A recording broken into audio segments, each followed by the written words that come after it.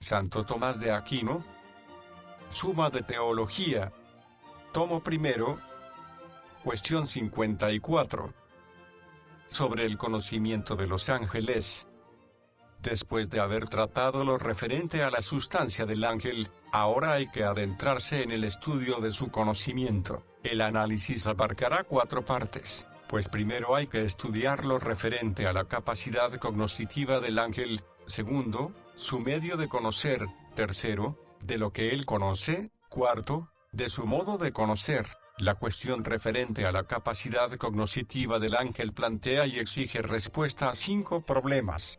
1. En el ángel, conocer y sustancia son lo mismo. 2. En el ángel, ser y sustancia son lo mismo. 3. Su sustancia, ¿eso no es su capacidad intelectiva? 4. En el ángel, ¿hay o no hay entendimiento agente y posible? 5. En los ángeles, ¿hay o no hay alguna otra potencia cognoscitiva además del entendimiento? Artículo 1. En el ángel, entender, ¿eso no es su sustancia? Objeciones por las que parece que en el ángel entender es su sustancia.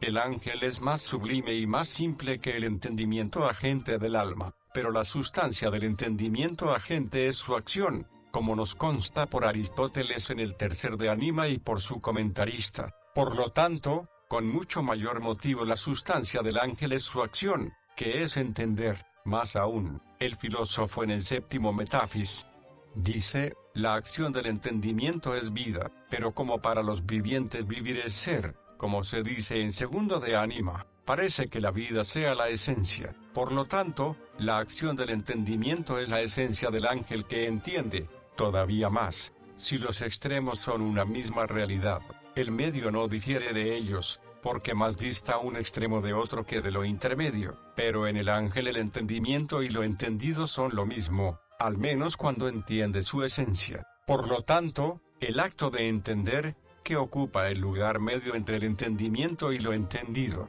es lo mismo que la sustancia del ángel que entiende. En cambio, la acción de una cosa difiere más de su propia sustancia que de su ser. Pero no hay nada creado cuyo ser se identifique con su sustancia, puesto que, como ya dijimos, esto solo le corresponde a Dios. Por lo tanto, ni la acción del ángel ni la de cualquier otra criatura es su sustancia. Solución. Hay que decir, es imposible que la acción del ángel o la de cualquier otra criatura sea sustancia. Propiamente hablando, la acción es la actualidad de una facultad, como el ser es la actualidad de la sustancia o de la esencia. Es imposible que sea su propia actualidad una cosa que no es acto puro, sino que está mezclada con la potencia, porque actualidad se opone a potencialidad. Solo Dios es acto puro, por lo tanto, solo la sustancia de Dios es su propio ser y su propio operar. Además, si el entender del ángel fuese su sustancia, sería necesario que fuera subsistente, pero el entender subsistente, como cualquier otra forma abstracta subsistente, tiene que ser algo único. Por eso, la sustancia del ángel no se distinguiría de la sustancia de Dios, que es el mismo ser subsistente, ni de la sustancia de otro ángel. También, si el ángel fuera su mismo entender, no podría haber en el entender grados más o menos perfectos, ya que esto radica en la diversidad de participación del acto de entender. Respuesta a las objeciones. A la primera hay que decir, cuando se dice que el entendimiento agente es su acción, no se trata de una atribución esencial, sino por concomitancia, ya que, desde el momento en que la sustancia del entendimiento agente está en acto, la acompaña con toda inmediatez posible su acción. Esto no puede decirse del entendimiento posible, el cual no ejecuta sus acciones hasta que no ha sido puesto en acto. A la segunda hay que decir, respecto al vivir, la vida no es lo que la esencia respecto al ser, sino lo que la carrera al correr, pues estas dos palabras significan el acto en abstracto y en concreto, respectivamente. Por lo tanto, algunas veces la palabra vida es tomada por esencia, según aquello que dice Agustín en el libro de Trinidad. La memoria, la inteligencia y la voluntad son una sola esencia, una sola vida, pero no es este el sentido dado por el filósofo cuando dice, la acción del entendimiento es vida. A la tercera hay que decir, la acción que pasa a algo exterior. En realidad es algo medio entre el agente y el sujeto que recibe la acción. Pero la acción que permanece en el agente no es realmente algo intermedio, sino solo según nuestro modo de entender, porque, realmente, hay unión entre sujeto y objeto. Del hecho de que lo entendido se haga una misma realidad con quien entiende, deriva el entender como si fuera un efecto distinto de ambos. Artículo 2. En el ángel, entender, ¿eso no es su ser? Objeciones por las que parece que en el ángel entender es su ser. En los vivientes, vivir es ser, se dice en segundo de ánima, pero entender es un cierto vivir, como se dice allí mismo. Por lo tanto, el entender del ángel es su ser. Más aún, la misma relación que hay entre las causas, la hay entre los efectos, pero la forma por la que el ángel es, se identifica con la forma por la que entiende, al menos a sí mismo. Por lo tanto, su entender es su ser. En cambio, el entender del ángel es su movimiento, como nos consta por Dionisio, pero ser no es movimiento. Por lo tanto, el ser del ángel no es su entender. Solución. Hay que decir, la acción del ángel no es su ser, como tampoco lo es la acción de ninguna criatura. Como se dice en cuarto de Metafis, hay un doble género de acción, una, que pasa a algo exterior y produce en ello una pasión, ejemplo, quemar y cortar; otra, que no pasa al exterior, sino que permanece en el agente, ejemplo, sentir, entender y querer. Estas no modifican nada exterior, sino que se consuman en el mismo agente. Si se trata de la primera, es evidente que no hay lugar para afirmar que sea el propio ser del agente, ya que el ser del agente es algo que está dentro de él, y este tipo de acciones consiste en algo que pasa del agente al paciente. En cuanto a la segunda, esencialmente requiere ser infinita, bien absolutamente, bien en cierto modo, absolutamente, como entender, cuyo objeto es lo verdadero, o querer, cuyo objeto es el bien. Ambas cosas se identifican con el ser, por lo cual, los actos de entender y de querer están referidos a todo y ambos reciben su especie de su objeto, en cierto modo, como lo es el acto de sentir, que llega a todo lo sensible. Así, la vista abarca todo lo visible. En cambio, el ser de la criatura está determinado a una sola cosa en cuanto al género y en cuanto a la especie, y solamente el ser de Dios es un ser absolutamente infinito, que comprende en sí todas las cosas, como dice Dionisio. Por eso, solo el ser divino es su entender y su querer. Respuesta a las objeciones. A la primera hay que decir, vivir. Unas veces se emplea para designar el ser viviente, otras, para indicar las acciones vitales, es decir, aquellas por las que se comprueban que un ser es viviente, y este es el sentido en el que el filósofo dice que entender es un cierto vivir, ya que allí mismo distingue los diversos grados de vida, en conformidad con las distintas operaciones vitales. A la segunda hay que decir, la esencia del ángel es la razón de todo su ser, pero no es la razón de todo su entender, porque no puede entender todas las cosas por sus esencias. Por eso, en cuanto a tal esencia y por su razón propia, se compara con el ser del ángel, pero se compara con su entender por la razón del objeto más universal, esto es, del ser o de lo verdadero. Así, se comprende que, si bien la forma es la misma, sin embargo, no es principio del ser y del entender. Por eso hay que concluir, el entender del ángel no es su ser. Artículo 3. La potencia intelectiva del ángel, ¿eso no es su esencia? Objeciones por las que parece que en el ángel la potencia intelectiva no es algo distinto a su esencia. Mente y entendimiento indican la potencia intelectiva, pero Dionisio, en muchos lugares de sus libros, llama a los ángeles mentes o entendimientos. Por lo tanto, el ángel es su potencia intelectiva. Más aún, si la potencia intelectiva en el ángel es algo distinto de su esencia, es necesario que sea un accidente, pues llamamos accidente de un ser a lo que está fuera de su esencia. Pero la forma simple no puede ser sujeto, como dice Boecio en el libro de Trinidad. Por lo tanto, el ángel no sería forma simple, y esto va contra lo ya establecido. Todavía más, Agustín, en Séptimo de Confesiones, dice: Dios hizo la naturaleza angélica cerca de sí, y la materia prima cerca de la nada. Esto parece indicar que el ángel, como más cercano a Dios, es más simple que la materia prima, pero la materia prima es su propia potencia. Por lo tanto, con mayor motivo el ángel es su potencia intelectiva. En cambio está lo que dice Dionisio: los ángeles se dividen en sustancia, virtud y operación. Por lo tanto, una cosa es en ellos la sustancia, otra la virtud y otra la operación. Solución: hay que decir, ni en el ángel ni en ninguna criatura la potencia operativa es lo mismo que la esencia. Se demuestra así, como la potencia se relaciona con el acto, es necesario que, conforme a la diversidad de actos, haya diversidad de potencias. Por eso se dice que a cada acto propio le corresponde su potencia propia.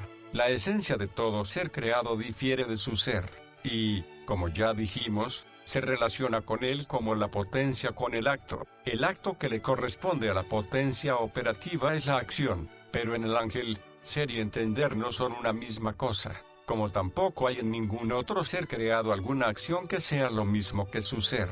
Por lo tanto, la esencia del ángel no es su potencia intelectiva, ni tampoco en un ser creado su potencia operativa es su esencia. Respuesta a las objeciones. A la primera hay que decir: el ángel es llamado entendimiento y mente, porque en él no hay más conocimiento que el intelectual. El conocimiento del alma en parte es intelectual y en parte es sensitivo. A la segunda hay que decir: la forma simple que simultáneamente es acto puro no puede ser sujeto de ningún accidente, porque el sujeto se relaciona con el accidente como la potencia con el acto. Un acto así solo lo es Dios. En este sentido habla Boecio. En cambio, la forma simple que no es su ser, sino que se relaciona con él como la potencia con el acto, puede ser sujeto de accidentes, y, en particular, de los que se derivan de la especie, ya que estos pertenecen a la forma, como, por el contrario, los del individuo no extensibles a toda la especie, derivan de la materia, principio de individuación. En este último sentido es simple la forma del ángel. A la tercera hay que decir: la potencia de la materia se relaciona con el ser sustancial, y, en cambio, la potencia operativa lo hace con el ser accidental. Por lo tanto, no hay paridad. Artículo 4. ¿En el ángel hay o no hay entendimiento agente y posible? Objeciones por las que parece que en el ángel hay entendimiento agente y posible. El filósofo, en Tercer de Anima, dice: así como en toda naturaleza hay algo que es principio de toda pasividad y algo principio de toda actividad, así también lo hay en el alma, pero el ángel es una determinada naturaleza. Por lo tanto, en él hay entendimiento agente y posible. Más aún, como consta en Tercer de Anima, lo propio del entendimiento posible es recibir, lo propio del entendimiento agente, iluminar. Pero un ángel recibe la iluminación del ángel superior e ilumina al inferior. Por lo tanto, en él hay entendimiento agente y posible. En cambio está el hecho de que en nosotros hay entendimiento agente y posible por razón de las imágenes, que son al entendimiento posible lo que los colores a la vista, y al entendimiento agente lo que los colores a la luz, como consta en Tercer de Anima. Pero en el ángel no hay imágenes. Por lo tanto, tampoco en él hay entendimiento agente y posible.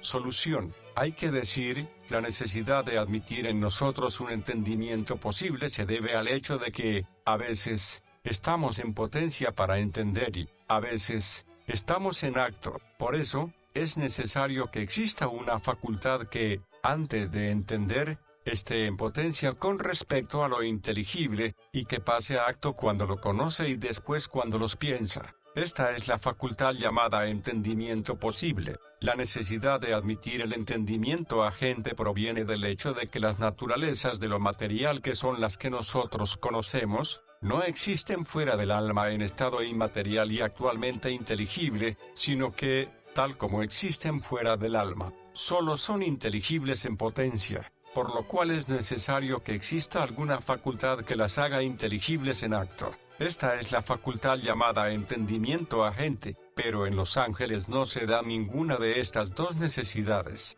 puesto que nunca está en pura potencia para entender lo que entienden por naturaleza, ni sus objetos son inteligibles en potencia, sino en acto, pues, ante todo y sobre todo, entiende lo inmaterial, como se demostrará. Así, en ellos no puede haber entendimiento agente ni posible, a no ser equívocamente. Respuesta a las objeciones.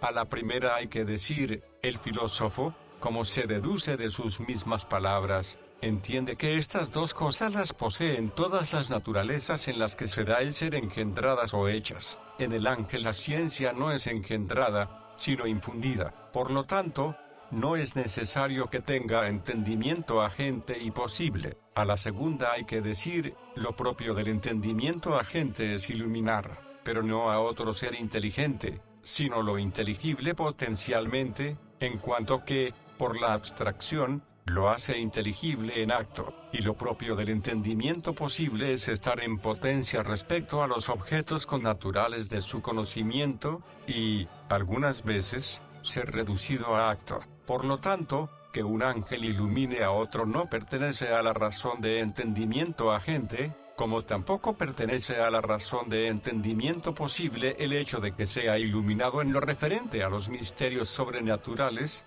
para cuyo conocimiento algunas veces está en potencia. Si alguien prefiere llamar a esto entendimiento agente o posible, tomará las palabras en sentido equívoco, aunque, por lo demás, la cuestión de nombres no debe preocupar. Artículo 5. En los ángeles, ¿hay o no hay solo conocimiento intelectivo? Objeciones por las que parece que en el ángel no hay solo conocimiento intelectivo. Agustín, en octavo de la Cuidad de Dios, dice, en los ángeles hay vida que entiende y siente.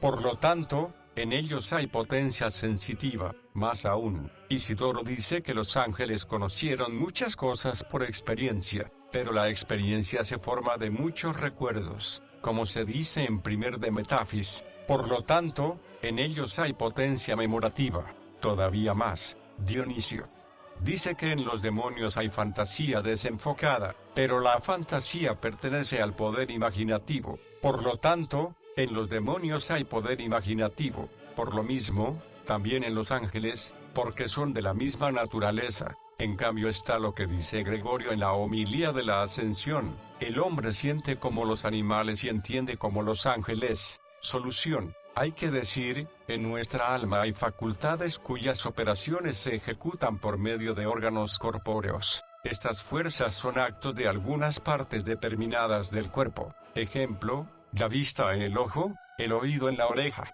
En cambio, hay otras fuerzas del alma cuyas operaciones no son ejecutadas por órganos corpóreos. Ejemplo, el entendimiento y la voluntad. Estas no son acto de ninguna parte del cuerpo. Como se desprende de lo dicho anteriormente, los ángeles no tienen cuerpos a los que estén unidos por naturaleza. Por lo tanto, de todas las fuerzas indicadas, no le cuadran más que el entendimiento y la voluntad. Esto mismo es admitido por el comentarista cuando en séptimo de Metafis dice que las sustancias separadas se dividen en entendimiento y voluntad. Es también lo que le corresponde al orden del universo para que la criatura intelectual suprema sea totalmente intelectual, y no solo en parte, como lo es nuestra alma. Esta es la razón por la que los ángeles son llamados entendimientos y mentes, como dijimos. Respuesta a las objeciones. A las objeciones planteadas hay que responder de una doble manera. Una,